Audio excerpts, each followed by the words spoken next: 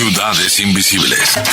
Dayana Barrales, Tomás Barolín, Martín Delgado, Stephanie Creer, Nicolás Iglesias, Miranda. Hablamos de política, religión y otras yerbas. Los dioses están locos, manteniendo encendida la llama de la esperanza, la fe y la resistencia.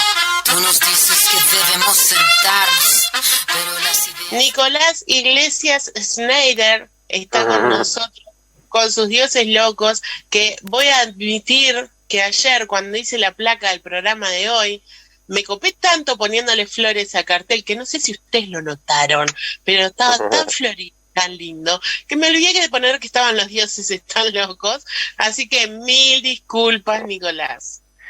No, buenos días, Fernanda, buenos días, Diego, y toda la audiencia. No, nada de disculpas, porque los dioses, como son también una realidad omnipotente, omnipresente, se sienten incluidos igual, aunque no los nombres. Así que teológicamente lo podríamos resolver, no es necesario nombrar a los dioses. Me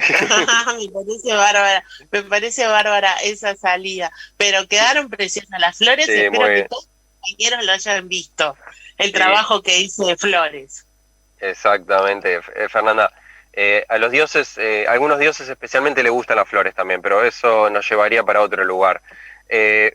Hoy vamos a hablar de una tradición dentro del cristianismo que es muy antigua, con mucha presencia también histórica en Uruguay, que es la tradición de la Iglesia Anglicana, porque posiblemente la audiencia, si vio en alguno de los tantos episodios bueno, a partir de la muerte de la reina Isabel y la asunción del rey Carlos, tuvieron la oportunidad de ver las distintas ceremonias, ritos que se hicieron. O sea, habrán notado que no es una iglesia católico-romana, o que hay mujeres, por ejemplo, obispas y arzobispas, y bueno, en fin, con la excusa, vamos a decir, de que en estos días, en esta semana se ha hablado bastante de Inglaterra, nos parece importante dar cuenta de qué es la Iglesia Anglicana, y para eso tenemos en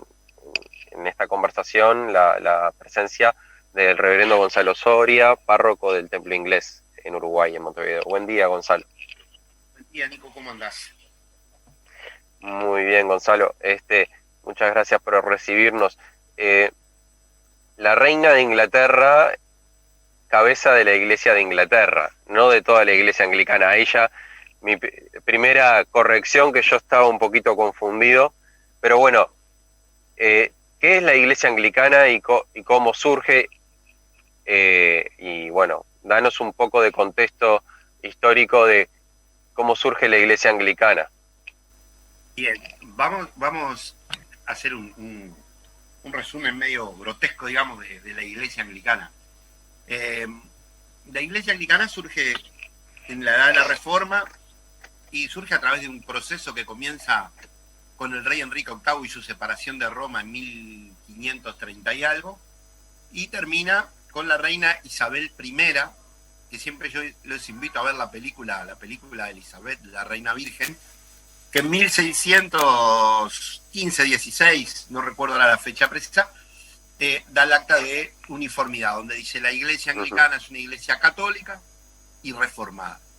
En ese periodo de tiempo, entre Enrique VIII y Elizabeth, se dan idas y vueltas, es una separación de la Iglesia de Roma, se dan idas y vueltas acerca de cuál iba a ser el carácter de la Iglesia Anglicana. Tenemos que hacer un poquito de contexto, recordar que está Lutero en Alemania, en 1517 creo, ¿no, Nico? Lutero. Sí. En Alemania, correcto. Y que todas las ideas de la Reforma y el deseo de la Iglesia de Inglaterra de ser una iglesia católica nacional, que ya lo había sido. Hay que recordar que la Iglesia de Inglaterra, hasta el año 600 y tanto, era una iglesia independiente. Se une a Roma allí con la llegada de Agustín de Canterbury, con de San Agustín, que llega allí y se mantiene unida a Roma hasta 1530, donde comienza un proceso de idas y vueltas que termina con este acto de la reina Elizabeth I. Allí la reina es defensora de la fe y es cabeza de la Iglesia de Inglaterra, no así de la comunión anglicana. La Iglesia anglicana es una comunión de provincias, todas unidas con Inglaterra, pero con parlamentaria, con independencia cada provincia. Cada provincia toma sus propias decisiones, ¿no? Así un pantallazo grande de qué es la Iglesia anglicana. Y ahí usaste una fórmula que es católica y es reformada y tiene que ver un poco con la diversidad, que dentro de la propia Iglesia anglicana hay de tendencias más cercanas a lo que es el catolicismo y tendencias más protestantes, podríamos decir, ¿no? Bien, la Iglesia anglicana ya de su comienzo, por eso es interesante la película que le hago propaganda. Repetí el nombre, así lo anotamos para las redes. Elizabeth, la Reina Virgen. Elizabeth la Reina. Creo que está en Netflix. Bien.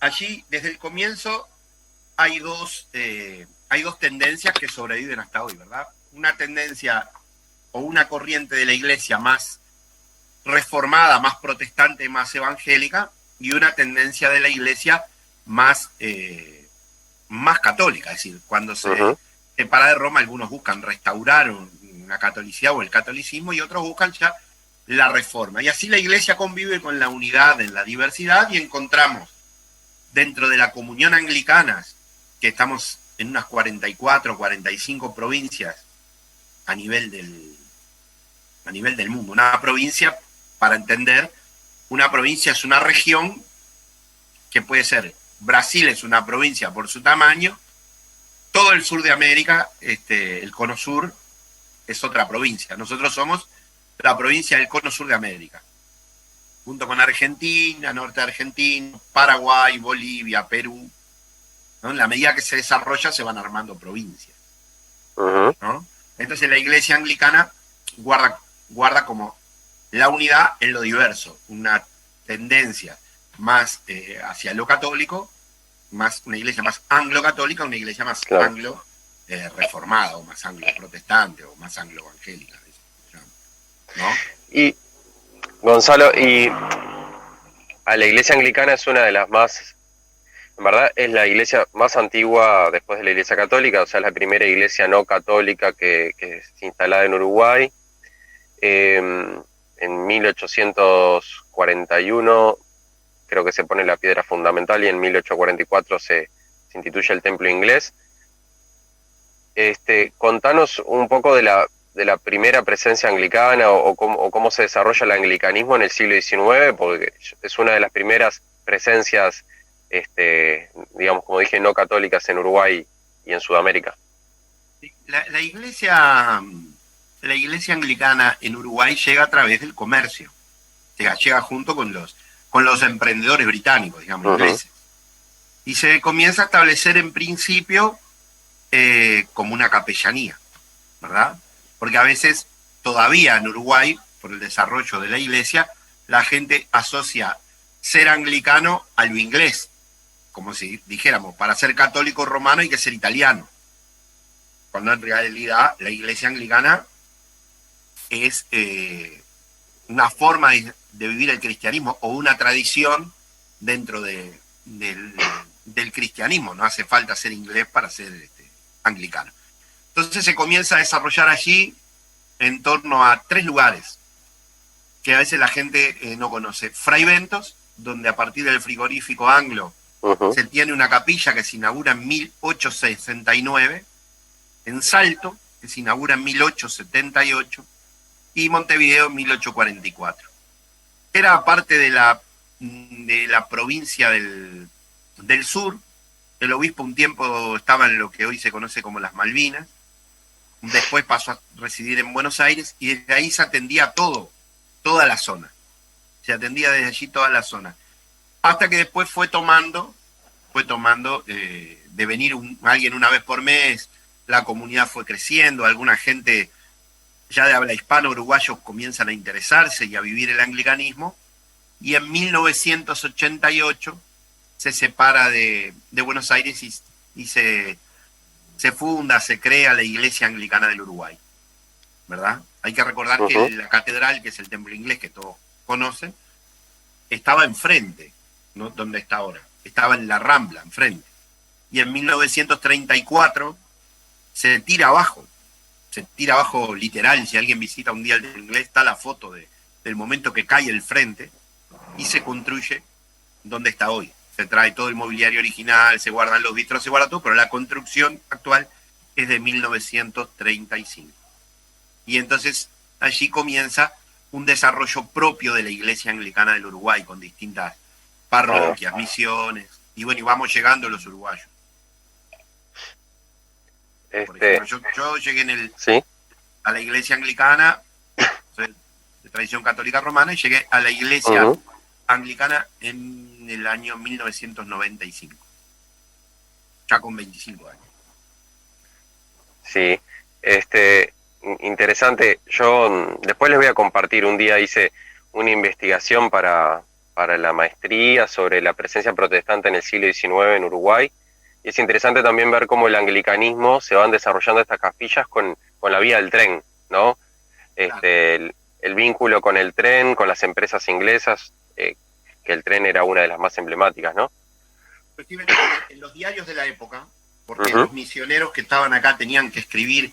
Yo puedo compartirte un día, yo estuve muchos años de párroco en Fray Bentos y puedo compartir un estudio que hicimos a partir de los archivos de la Sociedad Misionera en Inglaterra y los archivos del Anglo, estaban los diarios de la época, donde el sacerdote recorría como misionero a caballo Salto, Fray Bentos, Conchillas, Paysandú, donde había establecimientos o se fueron estableciendo los descendientes y los ingleses, y el sacerdote iba recorriendo, bautizando, celebrando la Eucaristía, atendiendo pastoralmente las distintas comunidades. Muy interesante porque es una historia que se desconoce. Buenísimo. Gonzalo, habla un poquito más fuerte. Bien. Ahí yo te decía que en Fray Bentos, por ejemplo, la iglesia anglicana, no sé si ahí me escuchás mejor. Mira. Mejor. Ahí va. La iglesia anglicana en Fray Bentos es anterior su presencia a la iglesia católica. Ahí es va. uno de los pocos lugares que se da eso, ¿verdad? Entonces, se da ahí. Y también nucleaba a las iglesias no romanas. Por ejemplo, allí al principio, la capilla de Fray Bentos, mucho tiempo estuvo la iglesia metodista en la capilla, y todo el que no era católico romano se nucleaba en la iglesia anglicana. Sí, lo mismo pasó en Montevideo con la llegada de los primeros protestantes de, otras tradiciones. Pero Claro, para no quedarnos solo en el siglo XIX, Gonzalo, porque nos quedan 5 minutos para llegar al siglo XX y XXI. Pero interesante también que la iglesia anglicana ha tenido posturas y ha tenido controversias internas como otras comunidades protestantes que generan grandes rispideces en temas de diversidad, de sacerdocio femenino, para enmarcar, o sea, el anglicanismo creció mucho en África en el contexto del desarrollo de las colonias inglesas, y hoy la comunión anglicana, ¿cuántos millones de miembros tiene, más o menos? Unos 90 millones de personas. 90 millones de miembros, y buena parte están en África, ¿no, Gonzalo? África, la India, Y la ¿no? India. Donde la iglesia anglicana, pasa como acá, donde la iglesia anglicana tuvo una fuerte presencia colonizadora. Las iglesias anglicanas en África son independizadas, en Estados Unidos también, independizadas de su colonizador. Claro. ¿No? Por esto este carácter de iglesia nacional. Y por eso es una comunión también, digamos. Y por eso, ¿no? Es una comunión basada en acuerdos. Cada 10 años hay una conferencia, fue este año, hace poquito. Podemos compartir un día las conclusiones, la conferencia del AMBED en Inglaterra, donde todos los obispos anglicanos del mundo van allí, se discuten los temas y se dan los lineamientos para los próximos tiempos. Donde conviven, como vos decías, que es para mí lo más interesante del anglicanismo, donde conviven las controversias, ¿no? Donde hay iglesias en Brasil y en Estados Unidos, y provincias que aceptan el matrimonio igualitario, donde la mujer es sacerdote, donde la mujer es obispo. En Uruguay, de hecho, hubo mujeres hay mujeres sacerdotes, ¿no? Hay mujeres sacerdotes. ¿verdad? Claro. Es decir, es diversa y hay otros lugares más conservadores, ¿no? Donde van más tarde pensando estos procesos, ¿no? Pero lo bueno en la iglesia anglicana es que se permite empujar el proceso. Yo recuerdo cuando llegué esta discusión en Uruguay, voy a hablar de la mujer sacerdote, éramos muy poquitos los que estábamos de acuerdo. Y con el tiempo se fue pudiendo trabajar y la gente fue pudiendo comprender, ¿no? Ujú. Y fue pudiendo abrir el corazón y la mente, ¿no? El corazón y la mente. Yo voy a hacer preguntas desde la ignorancia total, si Nicolás me lo permite. Por favor.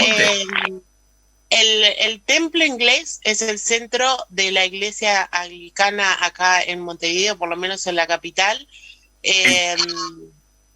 ¿Cuántos anglicanos hay acá en Montevideo? Estamos hablando de Montevideo.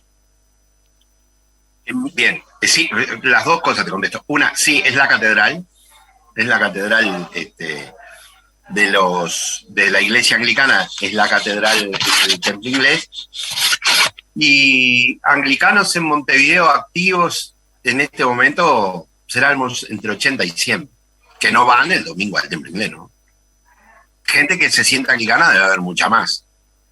Anglicanos, uno cuando piensa anglicanos piensa cuánta gente uno podría llegar en una celebración de Navidad, una celebración así.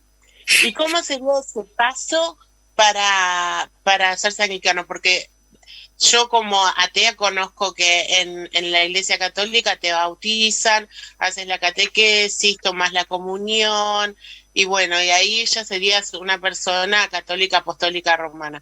Para ser anglicano, ¿cómo sería?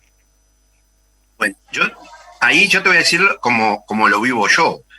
Para mí, lo más importante es que la gente se conecte con su dimensión trascendente, ¿no?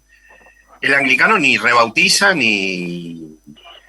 Hay un rito de recepción que se usa o que se usaba. Para mí, cualquiera que se sienta con la curiosidad de acercarse a cualquier celebración o a cualquier espacio que hace la iglesia anglicana y participe, y se siente parte, ya está. Después, oficialmente puede haber un rito de recepción, pero no hay una rigidez, digamos, de que para ser anglicano hay que hacer un curso y después va a haber un momento en el cual hay mucha de la gente que viene, se siente bien, encuentra ahí un espacio donde se conecta con lo trascendente, encuentra un espacio del cual puede servir a otros, que puede transformar la realidad, y se siente y camina, ¿no? De hecho, nuestra celebración es abierta y la mesa de la celebración es abierta a cualquiera que se acerque a comulgar, digamos, a tomar el pan y el vino. No le voy a pedir un certificado, un carnet de anglicano, ¿no? En eso hay como apertura, ¿no? Además, yo a veces a alguna gente digo, bueno, venga, mire, curiosé, acérquese a los espacios, a las charlas, al curso, a lo que haya, acérquese y mire. Y ve cómo se siente. Eso está bárbaro, porque muchos tenemos el templo inglés como, voy a decir algo sin ofender, ¿no? Como la terminal de un ómnibus. El ómnibus va hasta el templo inglés, pero no sabemos bien qué es el templo inglés. Y hoy ponerlo en carne y ponerlo en palabras, como le estás poniendo, y decir, bueno, ahí funciona tal cosa y funciona así, y uno puede ir y puede estar y puede ser parte. A mí me abre un mundo. Perdón, Nicolás, que te copé la columna con dudas existenciales. Me parece que está bueno porque eso tiene que ver con lo que nos genera las preguntas concretas y este espacio de los dioses para conocer la diversidad religiosa, en este caso en Montevideo, en Uruguay, y está bueno porque la audiencia probablemente tenga esas mismas dudas, y está bueno saber que más allá del templo hay una historia y hay una experiencia concreta. Gonzalo, por último, me parece importante solo mencionar algo sobre la obra social de la Iglesia Anglicana, porque ha sido parte de la característica de estas últimas décadas en Uruguay. Sí, la Iglesia Anglicana definió desde su comienzo, la Iglesia Anglicana a nivel mundial tiene lo que se llaman las 5 marcas de la misión, ¿no? Como un gran acuerdo de la comunión a nivel mundial. Las 5 marcas de la misión rápidamente son anunciar el Evangelio, nutrir o acompañar a las personas nuevas que creen, y después las 3 marcas son servir las necesidades humanas, generar servicios, transformar las estructuras sociales injustas y cuidar la creación. Esas son las 5 marcas. Y entonces la Iglesia en este espíritu definió trabajar a través de lo social, y tenemos 9 convenios con el Estado, donde estamos en Salto, Fraiventos, Canelones y Montevideo, desde los cuales son obras de servicio, ¿verdad? Como testimonio. Son lugares de netamente servicio, donde hacemos esto, invitamos a trabajar, a transformar aquello que se puede transformar, no quedarnos en la simple asistencia, sino buscar transformar y invitar. Yo creo que toda la fe es una invitación a lo trascendente. Yo tiendo a pensar que la Iglesia debe ser un canal de comunicación entre el ser humano y lo trascendente, no controlar esa comunicación y ofrecer distintas vías y distintos caminos. A mí alguien me decía, ¿cuál es la mejor iglesia? La que te hace servir a otro y crecer. No importa si es anglicana, católica o islamita. Muchas gracias, Gonzalo. Último detalle, está abierto el templo inglés en el Día del Patrimonio, ahora que falta poquito, ¿no? Está abierto, y está abierto en la Noche de los Templos, también el 19 de noviembre. Así que bueno, la audiencia, si quiere ahí conocer un poco más desde adentro, yo me casé en el templo inglés, ya cuento una infidencia, ¿no? Así que tengo mi mejor recuerdo, uno de mis mejores momentos de la vida, lo tuve ahí en ese templo. Otro día le chusmeo un poco más, pero bueno, vayan a conocer el templo inglés en el Día del Patrimonio, en día de la Noche de los Templos, y si no, las celebraciones, ahí pueden contactarse. Hasta el próximo jueves. Gracias. Gonzalo, Fernanda, Diego, un abrazo. Muchas gracias. Muchísimas gracias a todos por estar. Diego, vos y yo nos encontramos mañana viernes con un programa divino, con música en vivo, como estamos acostumbrados, con Juli Taramazo, que va a estar en el estudio, y ya con la primavera entrada, porque entra hoy a las 22:04, así que nos encontramos, ¿te parece? Exactamente, acompáñanos mañana tempranito desde las 9, como siempre, aquí en Ciudades Invisibles, porque vamos a tener un verdadero programón para terminar la semana. Es así. Federico Lima, muchas gracias y hasta mañana a todos. Estás escuchando Ciudades Invisibles.